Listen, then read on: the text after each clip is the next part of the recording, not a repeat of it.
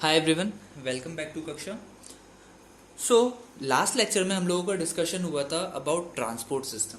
So last lecture में हम लोगों ने इस टॉपिक को स्टार्ट किया था और हम लोगों ने देखा था कि ट्रांसपोर्ट सिस्टम क्या होता है, क्यों होता है।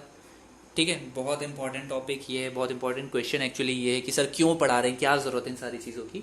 सो हम लोगों ने देखा था कि भैया कौन कौन से सब्सटेंसेज ऐसे होते हैं जिनको बॉडी में एक जगह से दूसरी जगह ट्रांसपोर्ट करना पड़ता है। ठीक है, और फिर वहाँ से हम लोगों ने स्टार्ट करा था transport system in various organisms, जिसमें हम लोगों ने सबसे पहले माइक्रो ऑर्गेनिजम्स की बात करी थी, जिसमें सिंपली ट्रांसपोर्टेशन जो था it was taking place with the help of osmosis and diffusion.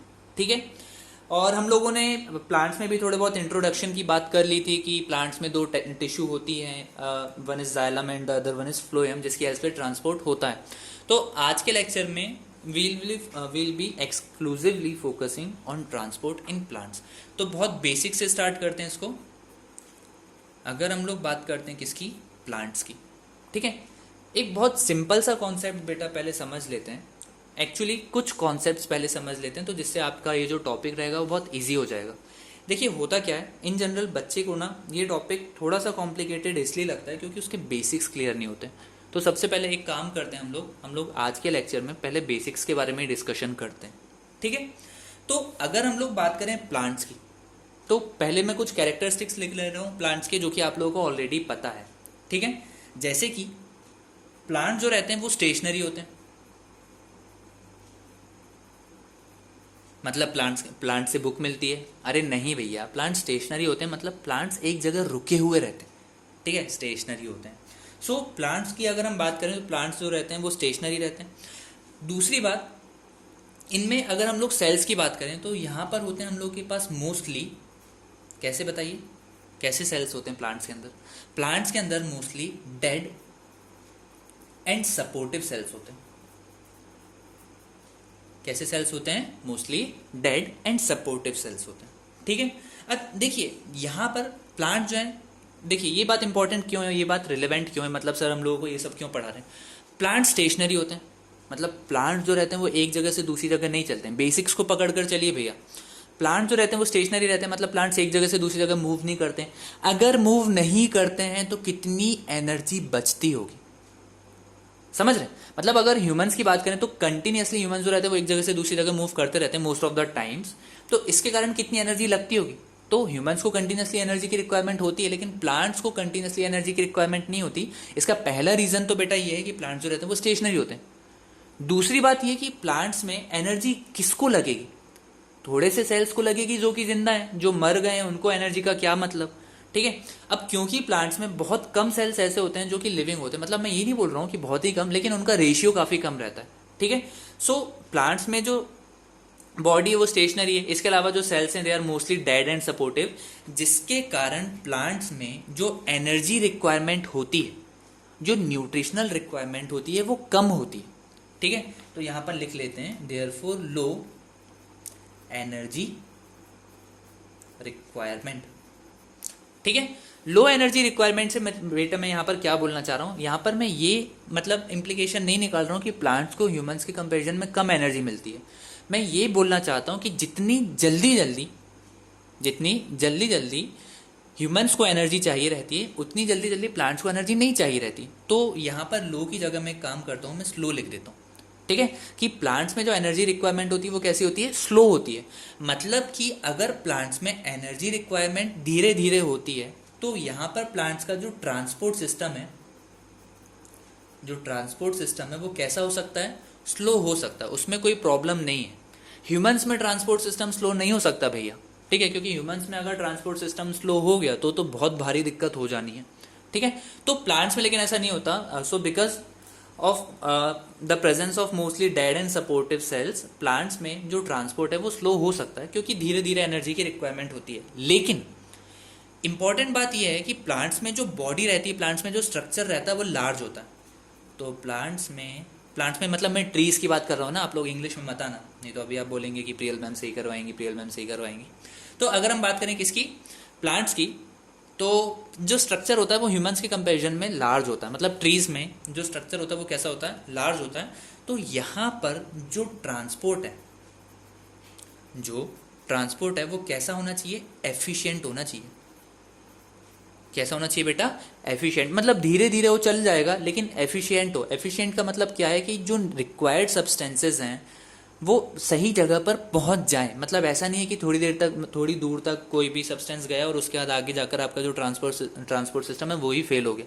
मतलब आप सोचिए, जैसे कि अगर एक प्लांट है तो उसको वाटर यहाँ पर मिल रहा है, मतलब जैसे अगर हम बात करें अशोक के पेड़ की बात करें तो पानी यहाँ से मिल रहा है और उसको जाना यहाँ तक है। तो भैया अगर सिस्टम एफिशिएंट नहीं होगा तो पानी ऊपर तक नहीं जाएगा, और अगर पानी ऊपर तक नहीं जाएगा तो ऊपर का जो ट्री है वो खराब हो जाएगा। समझ रहे हैं?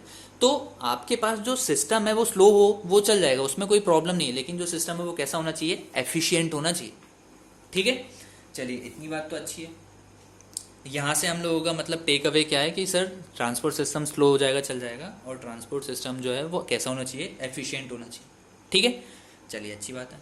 दूसरी चीज़ ये, तो इसको हम यहाँ पर लिख लेते हैं फर्स्ट, गड़बड़ हो गया वो तो, चलिए कोई बात नहीं। दूसरी बात ये कि प्लांट्स में जो ट्रांसपोर्ट होते हैं वो किस किस टाइप के होते हैं। ठीक है, तो सबसे पहली बात तो देखिए, एक टाइप के ट्रांसपोर्ट होंगे जो एक सेल से दूसरे सेल के बीच में होंगे। मतलब थोड़ा सा सोचिए, अगर ये सारे के सारे सेल्स हैं तो एक टाइप का ट्रांसपोर्ट आपका कैसे होगा कि कोई भी जो सब्सटेंस है वो इस सेल से इस सेल में जाना है, फिर इस सेल से इस सेल में जाना है, इस सेल से इस सेल में जाना है। तो ये जो छोटे छोटे ट्रांसपोर्ट होते हैं जो काफ़ी कम रेंज में होते हैं, इन ट्रांसपोर्ट को बेटा हम लोग बोलते हैं शॉर्ट डिस्टेंस ट्रांसपोर्ट। क्या बोलते हैं इनको, शॉर्ट डिस्टेंस ट्रांसपोर्ट।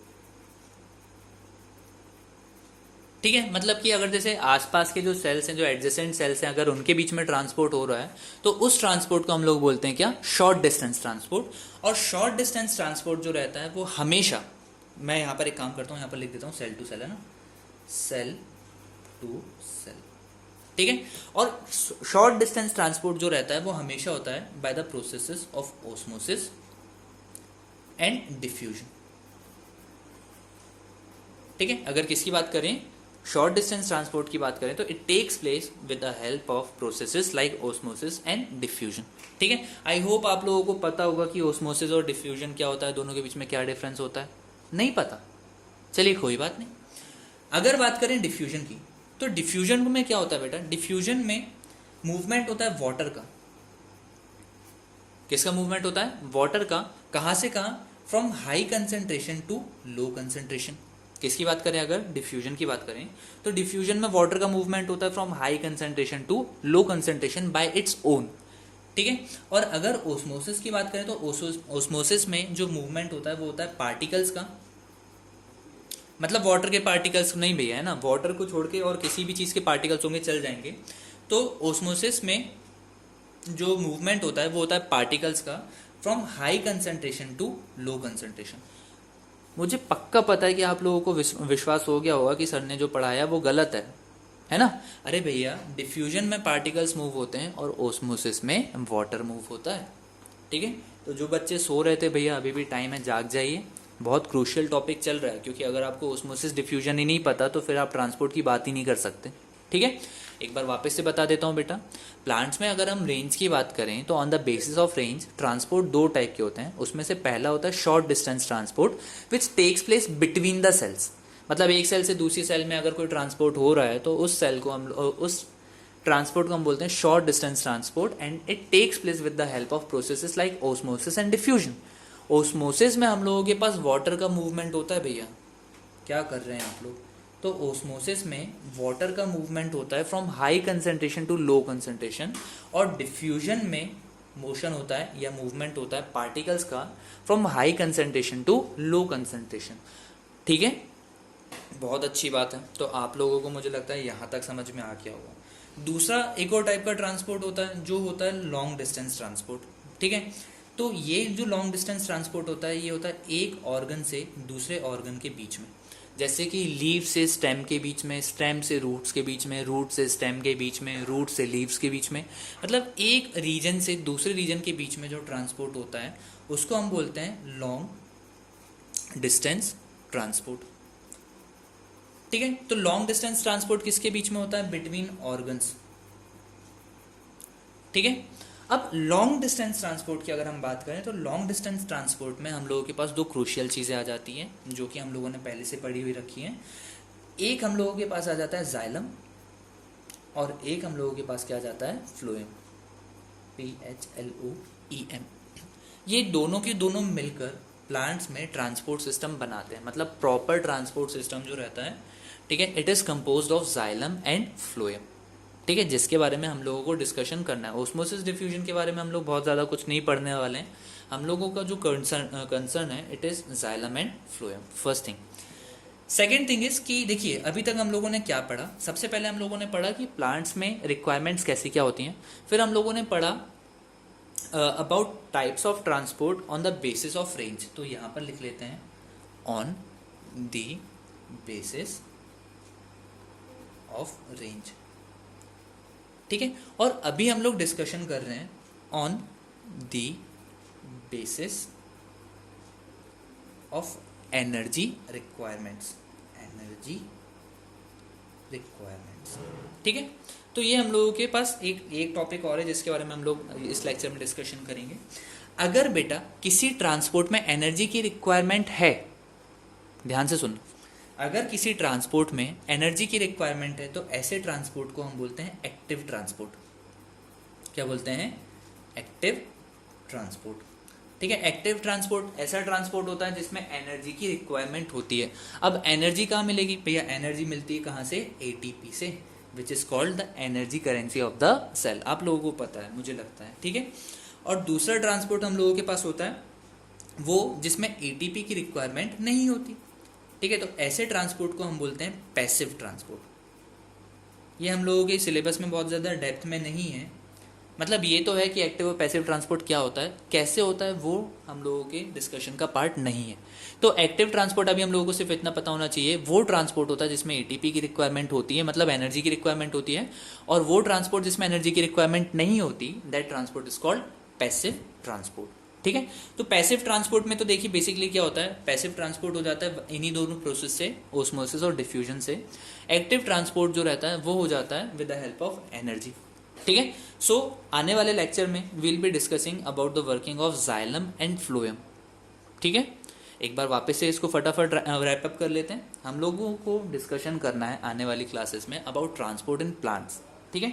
आज सबसे पहले तो हम लोगों ने ये देखा भैया कि प्लांट्स के कैरेक्टरिस्टिक्स क्या होते हैं। प्लांट जो रहते हैं वो स्टेशनरी होते हैं, उनमें मोस्टली डेड सेल्स होते हैं जिनको एनर्जी की रिक्वायरमेंट नहीं होती। अगर एनर्जी की रिक्वायरमेंट नहीं होती तो जो प्लांट्स हैं उनको एनर्जी धीरे धीरे भी मिलेगी तो भी चलेगा, लेकिन एनर्जी के लिए जो इसेंशियल सब्सटेंसेज हैं वो बहुत लंबी डिस्टेंसेस तक ट्रांसपोर्ट करवाना रहता है, इसलिए जो सिस्टम है वो कैसा होना चाहिए? एफिशिएंट होना चाहिए, first thing. Second thing, on the basis of range transport in plants are of two types. The first one is short distance transport and the second one is long distance transport. Short distance transport is the transport between the cells, ठीक है, which takes place with the help of processes like osmosis and diffusion, ठीक है। फिर हम लोगों ने देखा था कि osmosis क्या होता है, diffusion क्या होता है। And on the basis of energy requirements, transport can again be categorized into active and passive transport. The mode of transport, which needs energy, which requires energy, is called active transport, and the mode of transport which do not require energy is called passive transport. So in the upcoming lecture we'll be discussing about the working of xylem and phloem, ठीक है। Thank you.